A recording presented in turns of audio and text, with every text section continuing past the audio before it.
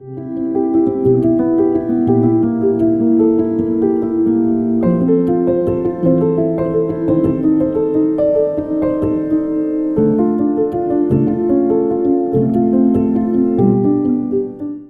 this edition of Lexington Now, Phoenix Park is reborn, Scarefest, and the 12 Lions Film Festival.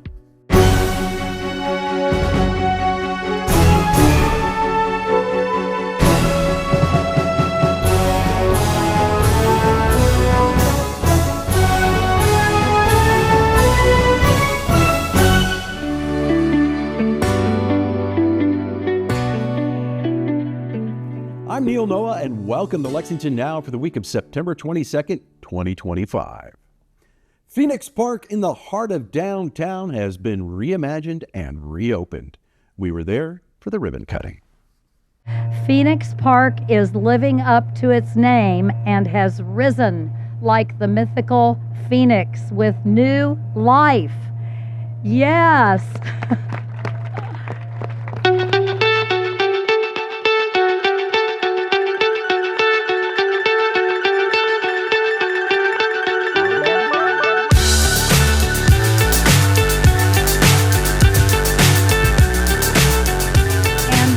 Couldn't be more excited to reopen this incredible park located in the historic center of our downtown.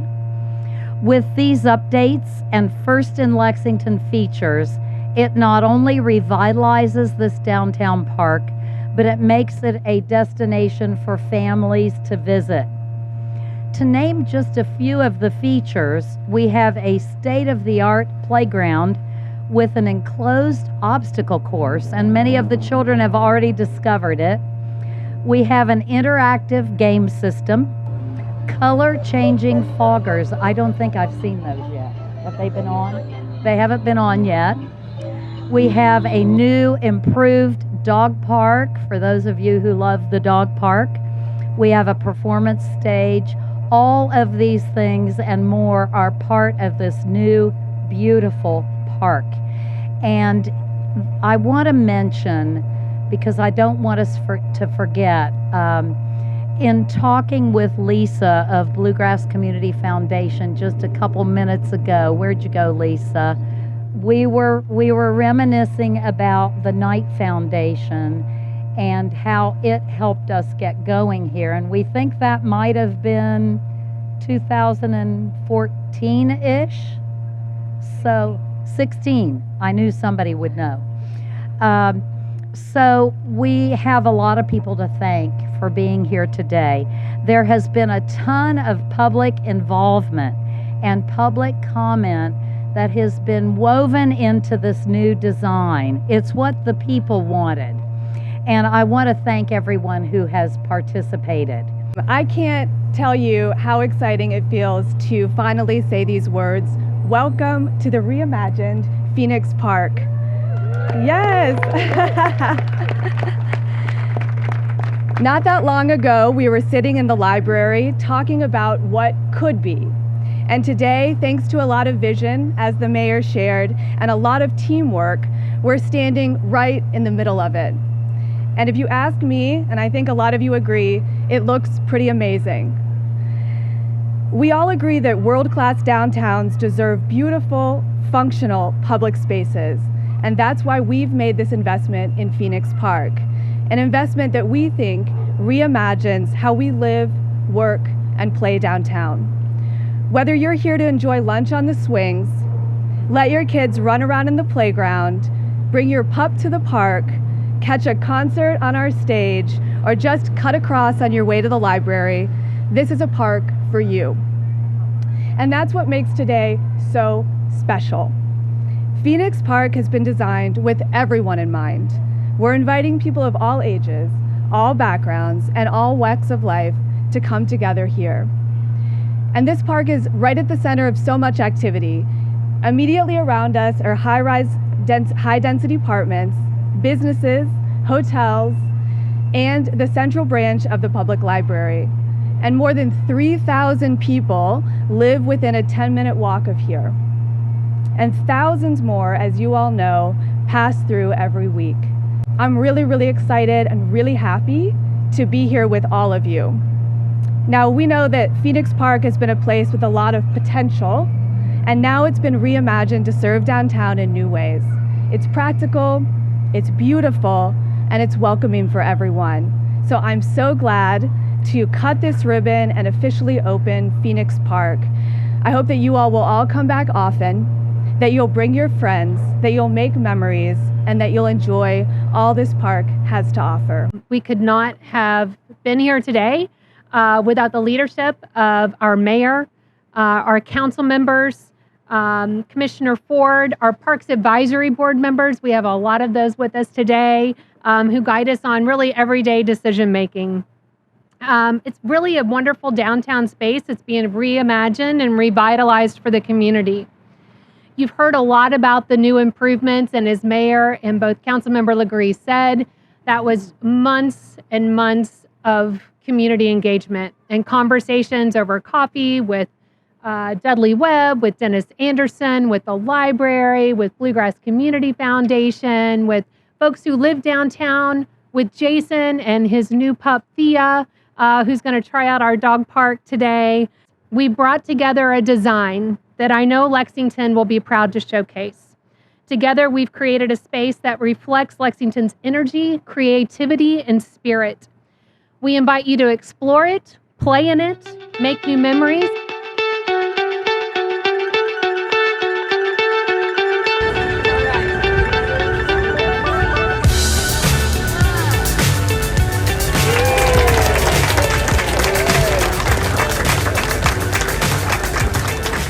Scarefest is coming soon, and we caught up with the organizers for a preview of this year's attractions. My name is Brandon Griffith. I'm Nicole Griffith. This is Scarlett. And we're the owners of Scarefest. This is 17, and so this is our 7th one. So this year we've got a lot of really cool cast reunions. We've actually got the largest Nightmare on Elm Street reunion that I've ever seen. 20 people? Yeah, we're covering the full, like from part 1 all the way up to Freddy's Dead, and we actually just announced Douglas Tate last night, who was the stuntman in Freddy vs. Jason. Of course, Robert Englund himself. So yeah, that one is really exciting. Grimm. A lot of people are excited about Grimm. It's based on Grimm fairy tales. There's an anniversary this year for Return of the Living Dead, so we've got all the remaining cast from that, including the Tar Man himself. Our second biggest reunion this year is going to be Monster Squad. And so we've gotten pretty much all the monsters. We're doing a reunion for Clive Barker's Hellraiser. I'm excited about Juliette Lewis. David Arquette's coming back from, Scream, and Chris Jericho's coming. That people are excited about Chris Jericho. Yeah. So Chris Jericho's only doing 4 appearances this year, I think. And so we're going to be his next to last stop. So we're really excited about that. He actually showed up to the convention a few years ago. As a fan, he was playing down at Manchester Music Hall, and then he just heard it was the same weekend, and he popped in as a... Yeah, we actually had the Terrifier reunion that year, and so Damian Leone and David Howard Thornton were there. And so they just called each other up, and next thing I knew, I walked into the little space where everybody was eating, and Chris Jericho was just standing there talking to Greg Nicotero. And I was like, I don't remember inviting Chris Jericho. So yeah, he just showed up, and so he had a really good time. So when we reached back out to him this year, because he's in Terrifier 3, and so yeah, I'm really excited about that one. We're actually Dana Kimmel from Friday the 13th Part 3 and Mike DeLuna, and then we've got a couple more announcements for Friday Part 3, which is my personal favorite. But Dana Kimmel she's not done a show in, I think this year was the first time in over 10 years. And so she did one in New Jersey, and she's doing us, and that's it. And she is phenomenal. I had a chance to meet her and talk with her, so fans are going to be really excited about that. I'd say so all the phone calls are routed to my phone, and I'd say the highest volume, besides, of course, Robert Englund and all that, would be the Annabelle doll, the Warren Museum. Yeah, been a lot of people talking about that, and we're taking precautions, but there are folks coming from everywhere all over for that. And it's going to be the entire Warren's Occult Museum. And so, that's something that's going to be really super exciting. And there's been all, I mean, TikTok is gone crazy with like coverage of that museum and the doll and everything like that. And I'm a social worker. This is actually where I work during the week. And I'll have people coming to pick up clients, and they'll be like, "Are you really gonna have Annabelle? Is she really coming? Is it the real doll?" And like, they're stoked. And folks that have never been to a con are coming simply because of the Warren Museum. So I think that's exciting. So anybody watching this, like, I'm just gonna let you know a little secret. I've purchased 10 Annabelle lookalike dolls. Oh my goodness! I didn't even know this. I plan on, the plan is To make the movie like Elf on the Shelf. Yeah, so I'm going to hide them around the convention, and the last one I'm going to put is on the parking booth to get out. So I'm going to put her on top of that. I'm going to move them around every day. So if you see that, you're in the know. Don't ruin the surprise for everybody else, because everybody's going to freak out. The panels will be amazing this year too. They will, and it's the tickets this year. It was crazy. People had so much fun last year, and it was excellent. But we sold out of all the VIP tickets in 7 minutes this year. It was nuts. But it's really become like Lexington. You wouldn't think this, but there's a lot of talk about Lexington within the horror community, and you've got all these movies, celebrities, and things, and like you wouldn't think to see some of that in Lexington. And people, it's not just people in Lexington going. They come from every state of the United States, Europe, and Australia every year, especially when we did Jaws. Oh, a ton of people came over from Europe for that one. And, it's sometimes the only chance to see certain celebrities that you admire and things like that. So what's really fun for me are these big cast reunions that we're doing. So like when those guys get together, a lot of times they've not seen each other since they filmed. Yeah. And so there's so much like conversation that takes place, and you get them like in the panel, or like, they typically sit together at their tables, when they're doing autographs and stuff, and just to hear the stories and all that is really crazy. And like, I know, some of these people, like last year we did Phantasm. I talked to a lady, and I think this carries over to this year, because I've had similar conversations with the Monster Squad. But Phantasm, we did a big reunion for that last year, and a lot of those guys are getting, up there in age. And I talked to a lady that drove here from 3 states away, and she was like, me and my mom and dad watched this movie when I was a kid. She's like, I never thought I'd have a chance again to meet them, because they hadn't done a show in a very long time. And so she drove all the way down there, and like she cried to me like in the parking lot, and I was like, I love that movie too. And it was just really cool. Like there's a lot of that goes on at the show, because the horror community is really close knit. Like they take care of one another, and it's real supportive. And the people that are killers in the movies and things like that, they're the nicest people and genuine people in real life, So when Richard Dreyfuss came, that brought in, because he's in so many other movies like Mr. Holland's Opus and all these things, that it was like people were coming because they love the horror, and then they'd bring grandma, auntie, people that are in their 80s because they really want to meet Richard Dreyfuss. And so it's a whole family affair, for all ages. So come out, bring the family, come join us. It's a fantastic experience and event. We'd love to have you. Our staff are super helpful, so if you need to know how to get around, you just find somebody and ask, and we have 300 volunteers there that will make sure you get to experience the show fully and get what you want out of it. Sunday's Kids Day, come and dress them up. We have a trick or treat of all the vendors, and lots of good times. So The 12 Lions Film Festival after this.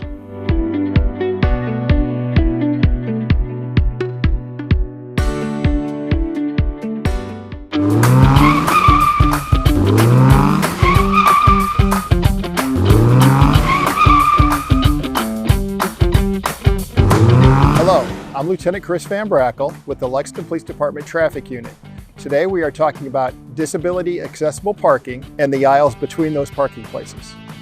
Accessible parking is a valuable and necessary resource for people with disabilities, and that includes the striped area next to accessible parking spots. These are access aisles, and it is illegal to park here, even if you have an accessible parking permit. Police and LexPark will write tickets when they see vehicles parked in an access aisle or parked in an accessible space without a placard, and the fine is $250. Know where and where not to park. Keep the access aisles clear. Thank you, and drive safe.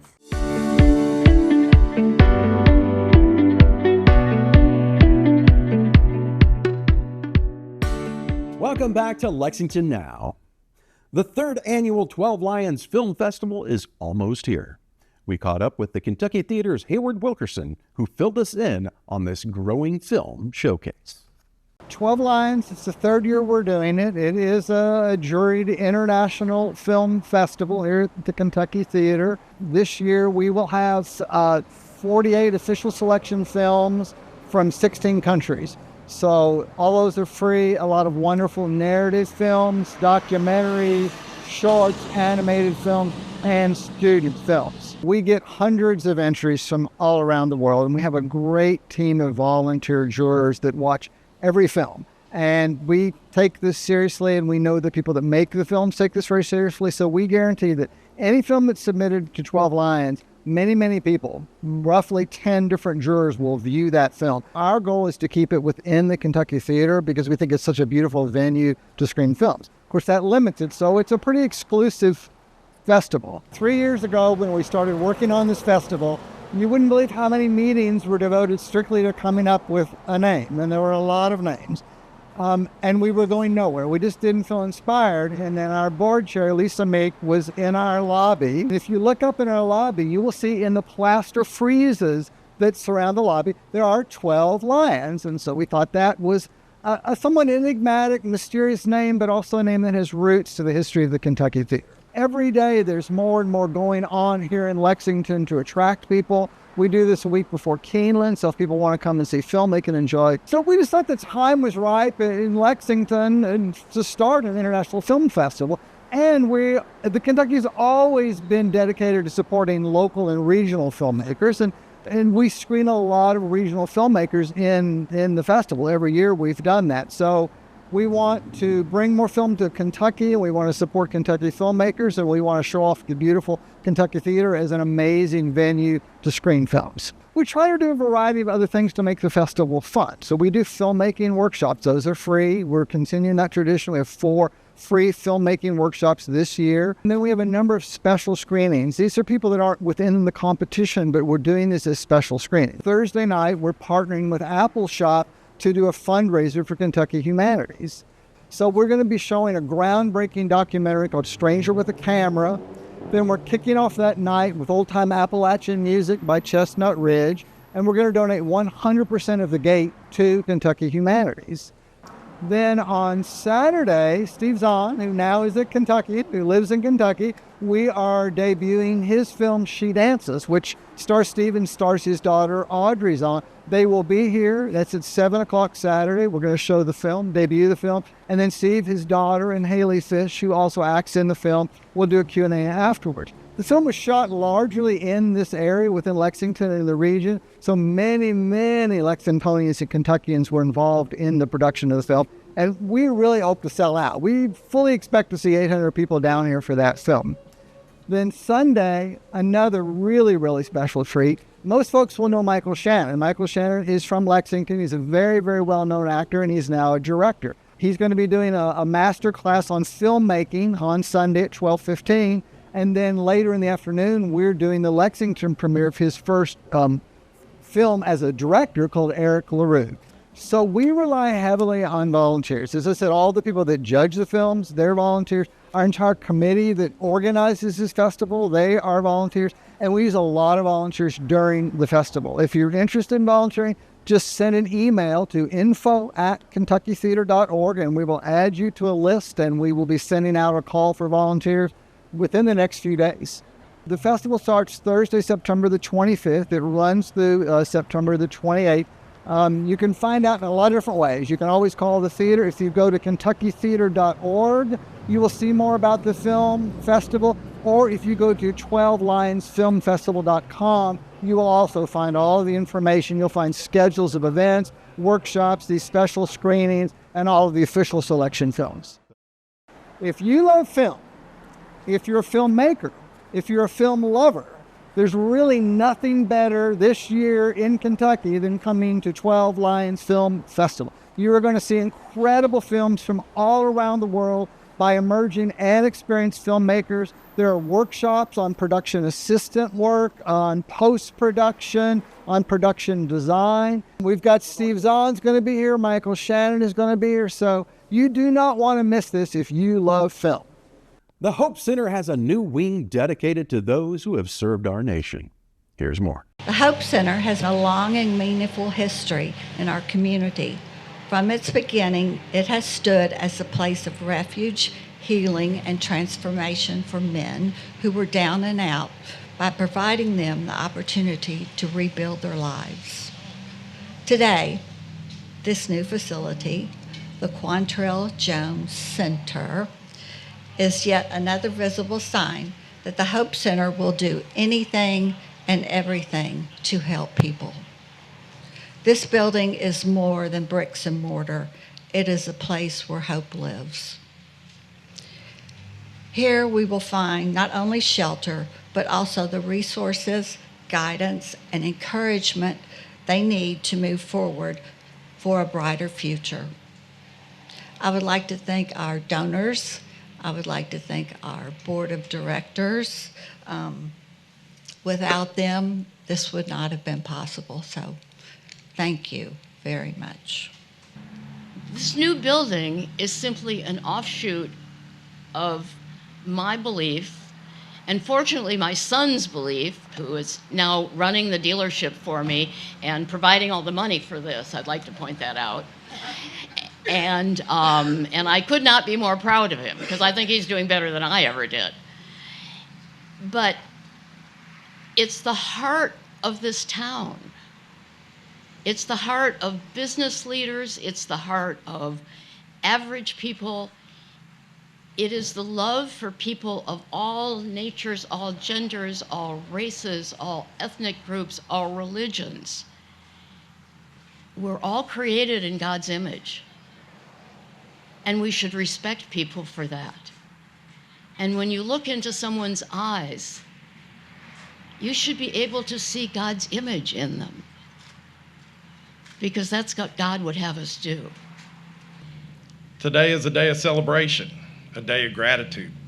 This new facility is a shining example of how deeply our donors believe in our mission. It shows that they value every human life and that they trust us to do the right things, the things that truly change people's lives. To all of you who gave, who believed, who trusted us, thank you. You are the reason we are cutting the ribbon today, and because of you, countless lives will be transformed within these walls. Thank you. I've been so grateful and humble for everything that's happening. There's nothing like this building that we got. It's probably the best homeless facility for veterans in the state of Kentucky. But I appreciate everybody. I appreciate everybody that's helped build this building, and I appreciate everybody here for doing what they're doing. We can't have a better building than what we have, and I thank you for that. We honor and assist our veterans in many ways. Today's announcement, at least in part, is about one of our most important ways of caring for our veterans, helping veterans who are struggling with homelessness. And we are so thankful for those who work every day with our homeless population. So today's announcement will make it easier to continue to meet that goal with 32 of the 72 beds in this transitional housing targeted for veterans, providing them and others with a safe, stable place to live, as well as to start rebuilding their lives. Our community gives great thanks for Reverend Bonnie Quantrell Jones for her commitment to improving the lives of people in our community who are experiencing homelessness. And we will continue moving forward with the goal of ensuring that everyone has a roof over their head. We're taking a step closer to that goal today. This is helping bring our community closer, I think, to ending homelessness. It's a big challenge. We know that. But the work that you have done here is magnificent. And you have unlocked the key for helping people through the Hope Center and this new project. Congratulations. There's some live meeting coverage coming on Lex TV and streaming online this week. And remember, you can also find the most up-to-date information on non-televised city business at lexingtonky.gov. Here's this week's meeting coverage.